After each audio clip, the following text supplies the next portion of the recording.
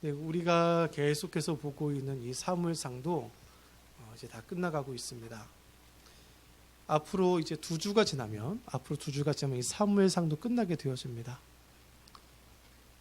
이 마무리가 되어져 가고 있는 이 시점에서 성경은 이 28장을 통하여 사울의 그 패망의 원인을 종합적으로 우리에게 보여주고 있는 것처럼 보여집니다.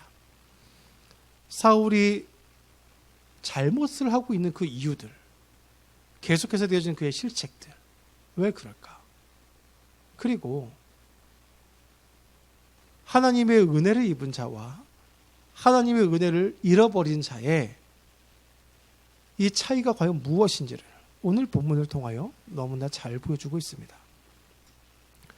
오늘 우리가 읽은 이 28장은 성경에서 난해한 구절 중 하나로 꼽히고 있습니다. 왜냐하면 늘 성경은 모든 것을 다 이야기해 주지 않고 우리가 꼭 필요한 만큼만 말씀해 주시는데, 그러다 보니 우리의 이 머리로는 다 이해할 수 없는 부분이 이렇게 등장하곤 합니다. 그래서 오늘 28장은 약간 신학자들마다 의견이 좀 심하게 갈리는 그런 부분 중에 하나입니다. 그럼 일단은 우리가 먼저 한번 이 내용을 같이 한번 보겠습니다. 오늘 이 말씀의 상황은 무엇이냐? 블레셋이 이스라엘과 싸우기 위하여 군사를 모으기 시작합니다. 그리고 오늘 우리가 읽은 4절, 그들이 수넴이라는 땅에 모이기 시작합니다. 이 수넴이 어디냐면요, 여러분 이 이스라엘 땅이 이렇게 있잖아요. 앞에 보세요. 제가 알려드릴게요. 이렇게 이스라엘 땅이 있잖아요. 이 남쪽에서 살짝 위에 예루살렘 위치합니다. 그럼 예루살렘 위에 여기 산지가 있고, 이 산지를 지나 이스르엘이라는 평원이 나와요. 이 이스르엘이라는 평원에 바로 이 수넴이라는 땅이 있습니다. 여러분 수넴 잘 아시죠? 엘리야를 먹였던 그 여인, 수넴 여인이죠. 수넴 여인. 그 수넴 여인 땅, 바로 그 수넴이 여기예요. 이 이스라엘 평원에 있습니다. 이 이스라엘 평원을 지나면 산지가 나오는데 나사렛이라는 동네와 이 위쪽으로 오면은 갈릴리 호수와 가나 이런 게 있습니다. 북쪽이에요. 그건 또 원래 블레셋은 어디 있느냐? 여러분한테 봤을 때에 이쪽 여기 이렇게 이스라엘이 있으면 여기 해안가로 블레셋이 있는데 약간 남쪽에 치우쳐져 있습니다. 서남쪽에 치우쳐져 있는데 블레셋이 이렇게 위로 올라온 거예요. 이렇게 올라와서 북쪽에서부터 아래로 내려오는 형세를 취하고 있는 겁니다. 그래서 이들과 대항하기 위하여 사울은 군사를 끌고 길보아라는 산에 진을 치게 되었습니다. 이 길보아는 어디 있느냐? 방금 말씀드린 이 이스라엘 평원, 수넴이 한가운데 있고 이스라엘 평원 바로 밑에 이 산맥이 이렇게 지나가고 있습니다. 여기 해안가가 있는 데가 갈멜산인데 갈멜산에서부터 이렇게 쭉 산맥이 이어지고 있어요. 거기에 있는 이 길보아라는 산에 사울이 진치고 있습니다. 지금 이런 상황에서 사울의 마음이 무엇이 가득합니까? 오늘 말씀해 보니까 불안합니다. 두려움에 가득 차 있습니다. 잠언 28장 1절 말씀을 보니까 악인은 쫓아오는 자가 없어도 도망하나 의인은 사자같이 담대하니라 그랬습니다. 이 사람 속에 하나님이 계시지 않기 때문에 사울의 마음엔 두려움과 불안이 가득합니다. 로마서 3장 17절은 이런 악인의 모습에 대하여 평강의 길을 알지 못한다라고 이야기하고, 이사야서 57장 21절은 내 하나님의 말씀에 악인에게는 평강이 없다 하셨느니라 이렇게 이야기합니다. 그래서 5절 말씀을 보면 사울이 블레셋의 군대를 보고 두려워서 그 마음이 크게 떨렸다라고 기록하고 있습니다. 이 사울 마음의 두려움과 불안의 원인이 무엇이라고요? 그에게 하나님이 없기 때문이다. 없기 때문이다. 그래서 사울이 어떤 일을 합니까? 오늘 6절을 보니까 그가 하나님을 찾았나요? 안 찾았나요? 찾았어요? 안 찾았어요? 찾았습니다. 6절 말씀을 보니까 여호와께 묻자오되. 물었어요? 안 물었어요? 물었어요. 근데 지금 꿈으로도 말씀하지 않으시고 우림으로도 말씀하지 않으시고 우림이 뭘까요? 대제사장 옷에는 여기에 우림과 둠림을 넣는 주머니가 있습니다. 그게 뭐냐면은 흰 돌과 검은 돌이에요. 주님 말씀이 맞습니까? 하고 제비를 뽑는 거예요. 이게 에봇 안에 들어있습니다. 근데 이 에봇이 우리가 지지난 시간에 보았듯이 누가 가져갔나요? 사울이 제사장들을 다 죽여버리니까 엘야살이 그 옷을 가지고 다윗에게로 도망갔습니다. 이게 누구한테 있어요 지금 이게요? 제비 뽑는 도구가 누구한테 가 있어요 지금? 다윗에게 간 거예요. 하나님에게 응답받는 수단을 지금 잃어버렸어요. 그리고 선지자로도 그에게 대답하지 아니하시고 하나님이 그에게 전혀 말씀하지 않으시는 겁니다. 아니 하나님 기도하시면 응답하시는데 왜 기도하는데 응답하지 않으실까?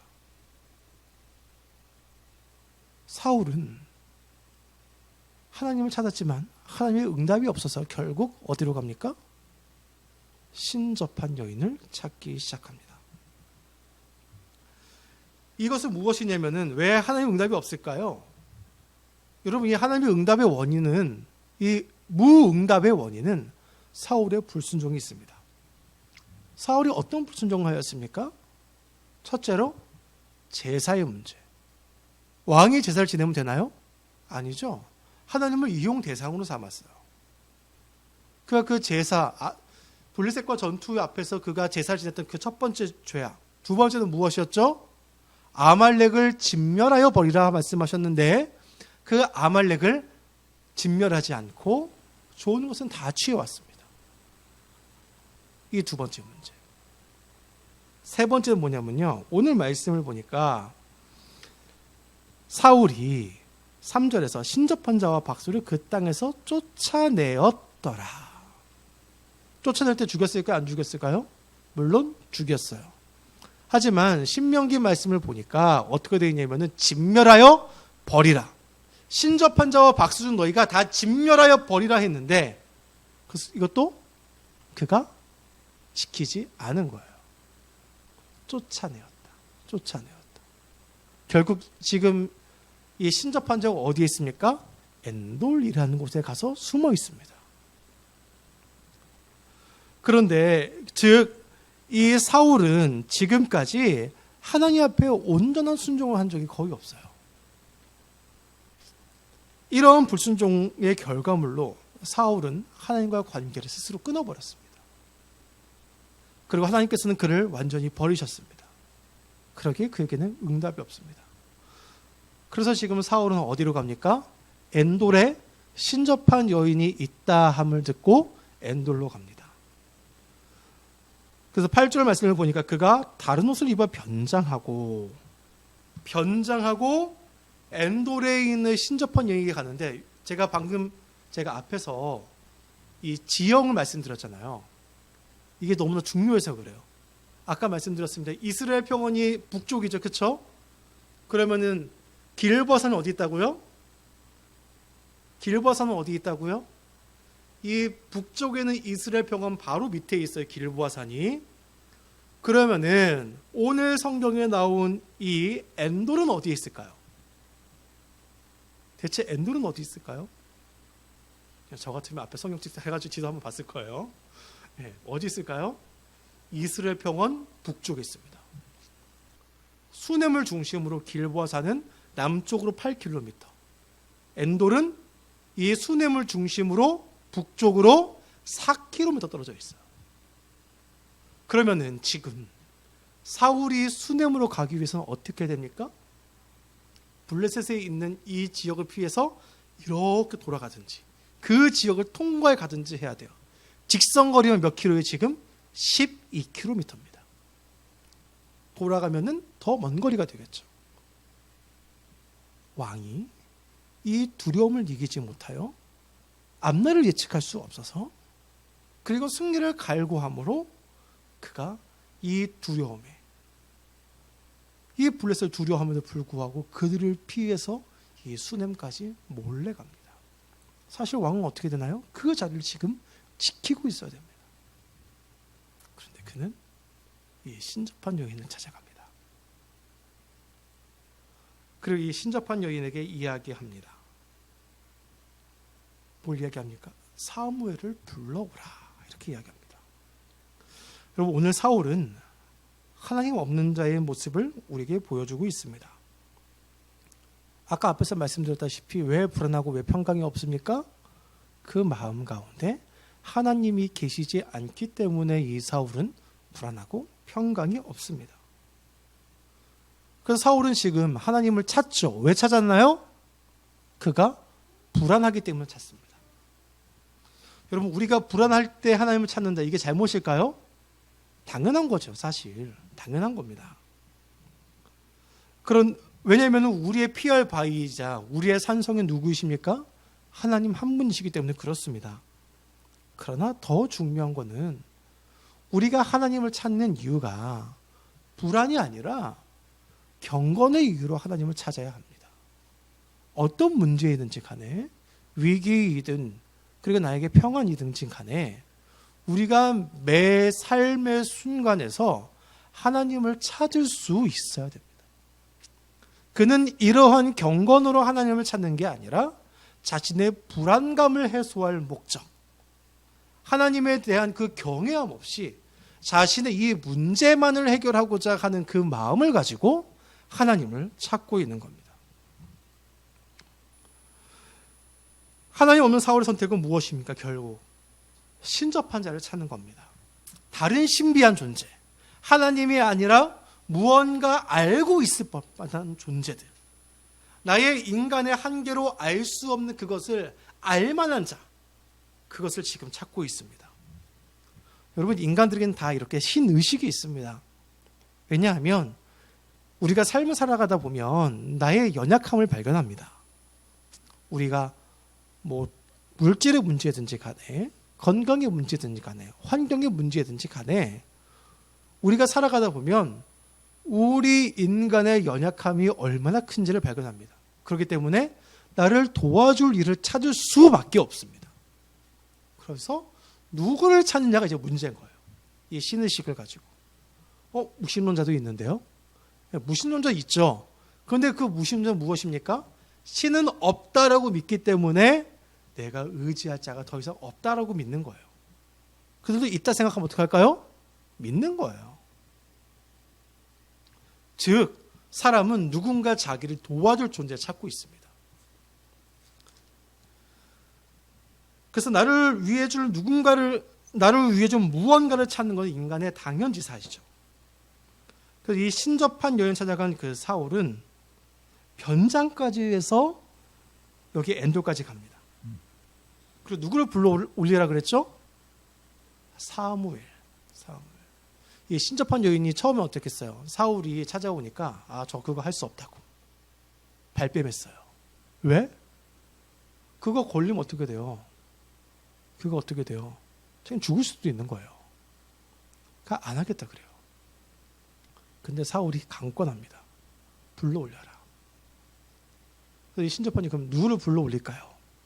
사무엘 이야기하는 그 순간 이 신접한 여인, 우리가 지금 다 읽지 않았지만 8절 이후에 보니까 이 신접한 여인은 자기에게 찾아온 이 사람이 누군지 단번에 알아차렸어요. 왜 그럴까요? 사무엘을 부를 만한 사람은 누구밖에 없어요? 이 나라에서 사울이라는 왕으로 존재하는 한 사람밖에 없는 거예요. 왕 외에는 사무엘이라는 사람을 불러올릴 수가 없어요. 그래서 이 신접한 여인이 사무엘을 불러오립니다. 여기가 이제 난해 구절이에요. 사무엘이 나타났을까요? 안 나타났을까요? 여기 말씀을 보니까 사무엘이 나타났다고 되어 있어요. 어디에? 15절 말씀 보니까 사무엘이 사울에게 이르되 이렇게 이야기합니다. 그럼 여러분, 이제 여기서 이제 난해 구절이에요. 요거 먼저 설명하고 넘어가겠습니다. 그럼 이 사무엘이 진짜 사무엘일까요? 의견은 두 가지입니다.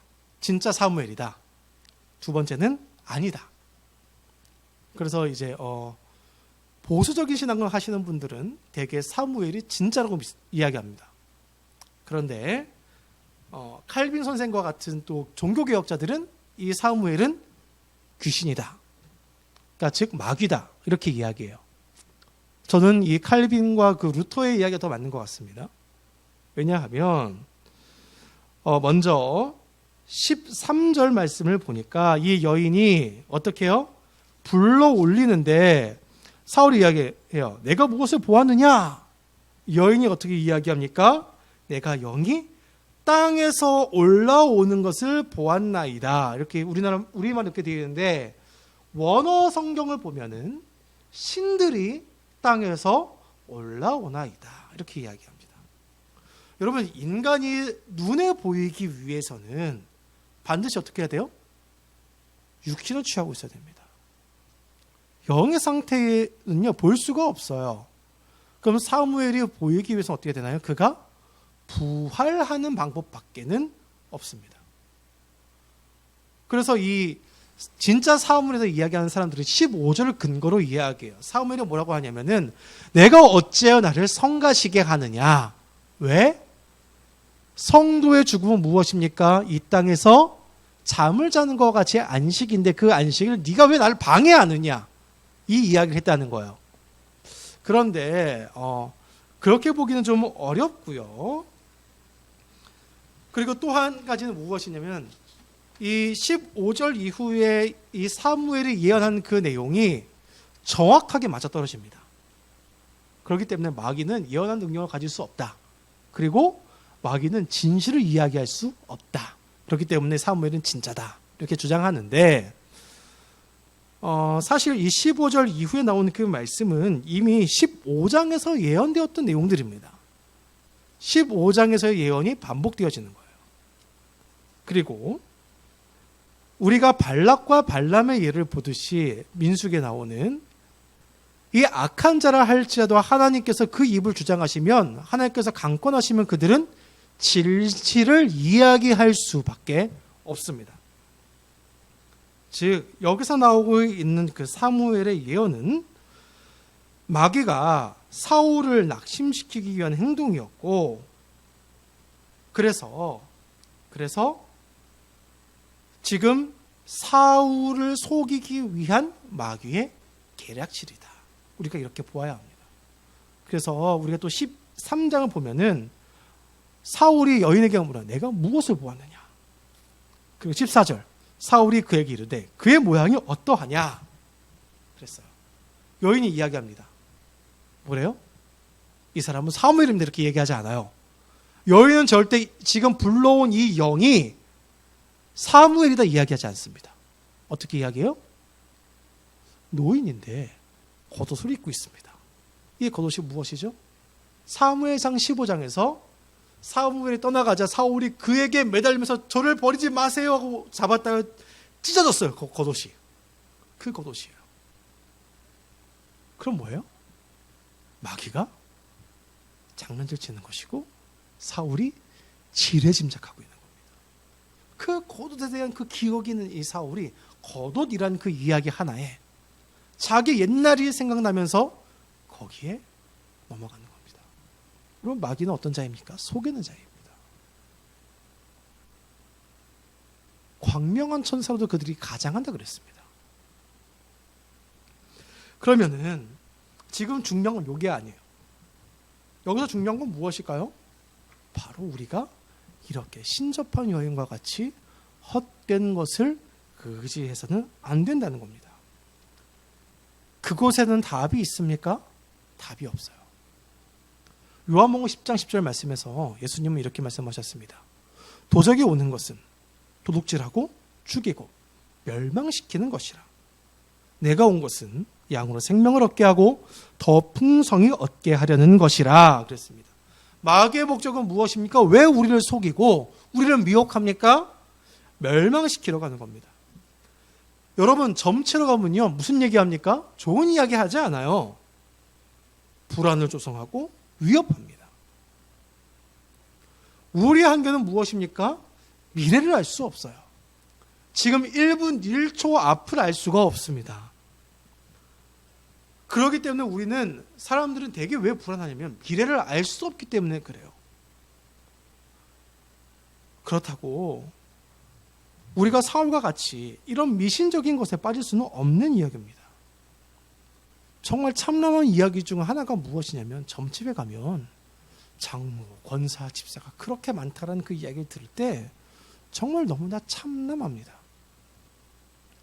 드라마에도 가끔 그 점치는 장면들 나오면 거기에 나온 그 캐릭터들이 교회 다니는 사람이 점치러 가기도 해요.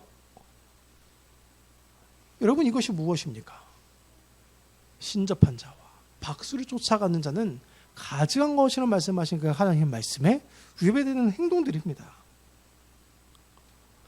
이런 이야기는 무엇이냐면, 그들 마음 가운데 하나님을 신뢰하는 마음이 없다는 거예요. 그러니 이방신을 쫓아가고 점을 치고 부적을 쓰고 그런 망령된 일을 행하는 것이죠. 사울은 신접한 여인 찾아간 이유는 근본적으로 그에게 하나님에 대한 신뢰가 없었고, 이 이야기는 그와 하나님 사이에 깊은 교제가 있었던 적이 없었다는 겁니다. 결국 자기 소견에 옳은 대로 행하다가 그가 멸망길로 가는 겁니다. 그리고 하나님께서 그를 버리셨다는 사실입니다. 그럼 오늘 본문을 통해 우리에게 무엇을 요구하시는 건가? 무엇을 요구하시는 건가? 그럼 순종하라는 걸까요? 평소에 잘 순종하고 하나님 말씀 잘 따라라. 오늘 말씀이 그것을 이야기하는 걸까요? 하나님만을 잘 의지하고 하나님께만 기도하라. 이것이 오늘 본문이 주는 교훈일까요? 여러분, 오늘 주는 본문의 교훈은 그렇게 단순한 내용이 아닙니다. 이 이야기에서 정말 중요한 내용, 오늘 본문도 제일 중요한 내용은 6절입니다. 우리 같이 6절 말씀 읽어보겠습니다. 준비되셨나요? 6절 말씀 시작. 사울이 여호와께 묻자오되 여호와께서 꿈으로도 우림으로도 선지자로도 그에게 대답하지 아니하시므로. 여호와께서 대답하지 아니하셨다. 하나님이 지금 어떤 사람에게 응답이 없으신 겁니까? 하나님이 기도를 해도 누구에게 지금 응답이 없는 거예요? 하나님께서 버리신 사람에게는 응답이 없는 거예요. 여러분, 이것을 반대로 이해하기면 어떻게 될까요? 반대로 이야기하면 누가 하나님께 기도할 수 있고 누가 하나님의 응답을 기대할 수 있습니까? 로마서 8장 14절에 15절 말씀입니다. 무릇 하나님의 영으로 인도함을 받는 사람은 곧 하나님의 아들이라. 너희가 다시 무서워하는 종의 영을 받지 아니하고 양자의 영을 받았으므로 우리가 아빠 아버지라고 부르짖느니라. 하나님이 영이 누구에 거하시다고요? 우리 안에 거하시고, 그렇기 때문에 우리가 하나님을 아버지라 부를 수 있는 존재가 되어졌다. 하나님과의 이 자녀의 관계가 성립되어진 사람들, 하나님과의 이런 친밀한 관계가 형성되어진 사람들만이 바로 기도의 응답을 받을 수 있다는 겁니다. 그러면 기도의 응답이 없으면 제가 하나님의 자녀가 아니라는 건가요? 그 이야기가 아니고요. 여러분, 기도의 응답은 언제든지 이루어질 수 있습니다. 내가 원하는 때에 이루어지는 게 아니에요. 하나님께서 가장 정확한 때에 우리의 기도에 응답하십니다. 그런데 누구의 기도를 들어주시느냐? 바로 이러한 관계가 되어진 사람입니다. 하나님과의 관계가 되어진 사람들만이 하나님의 기도의 응답을 구할 수 있고 그분께 기도할 수 있다는 겁니다. 사울은 기도하여도 왜 응답이 없습니까? 하나님께서 전혀 말씀하지 않으냐 하십니까? 바로 하나님께 버림받았기 때문에 그렇습니다. 여러분, 하나님 영이 우리 안에 있기 때문입니다. 시편 4편 3절은 우리에게 이렇게 이야기합니다. 여호와께서 자기를 위하여 경건한 자를 택하신 줄 너희가 알지어다. 내가 그를 부를 때에 여호와께서 들으시리로다. 경건한 자를 자기를 위하여 택하셨다. 택하셨다. 우리를 택하셨다는 거예요. 하나님의 선택이 우리에게 있습니다. 누가 이 영을 소유했습니까? 하나님의 기쁘신 계획 아래에서 은혜로 선택받은 우리들입니다. 하나님께 버림받은 자들은 하나님께 아뢰 수 있는 모든 수단을 상실해버리고 말았습니다. 그러나 우리에게는 하나님과 이 깊은 교제를 이어갈 수 있는 수단들이 허락되어졌습니다. 바로 경건입니다. 말씀 보고 기도하고 예배드리고 이 안에서 하나님과 호흡하고 그분의 은혜를 누릴 수 있는 것. 이게 바로 우리에게 허락된 하나님의 은혜라는 겁니다. 여러분, 이 경건은 내가 쌓아져 가는 게 아니라 지금 나에게 이미 허락되어져 있는 겁니다. 그렇다면 우리는 이 경건을 어떻게 해야 될까요? 잘 사용하는 겁니다. 이건 순종과 불순종의 문제가 아니에요. 이거는 우리가 하나님과 깊은 교제를 이어가기 위하여 하나님께서 주신 이 선물을 우리가 사용해야 하는 문제입니다. 디모데후서 4장 7절 말씀은 우리에게 이렇게 이야기합니다. 망령되고 허탄한 신화를 버리고 경건에 이르도록 내 자신을 연단하라. 연단하라. 우리에게 미혹한 여러 가지 이야기들이 있습니다. 여러분 신문을 펴보십시오. 오늘의 운세가 박혀 있습니다. 그리고 학생들 같은 경우는 학교에 가면 친구들이 뭐 점쳐보자 하면서 하는 여러 가지 미신적인 행동들이 많이 있어요. 우리는 그것을 의지하는 게 아닙니다. 우리는 어떤 사람이 나에게 한 말, 그렇게 우리 삶을 주관하는 게 아니에요. 야, 너는 보니까 이런 사람 될 것 같아. 야, 너 그렇게 잘 되겠냐? 이런 사람들의 말을 듣는 거 아니에요. 우리는 오직 하나님의 말씀을 듣는 겁니다. 하나님께서 나에게 지금 무슨 말씀을 하시는지, 나에게 지금 대체 요구하시는 것이 무엇인지, 하나님 앞에 내가 이 어려움을 토로할 때 하나님은 지금 나에게 어떻게 지금 이야기하시고 응답하시는지, 이러한 긴밀한 교제가 우리 삶에서 이루어져야 한다는 사실입니다. 여러분, 지금 여러분은 누구를 의지하고 계십니까?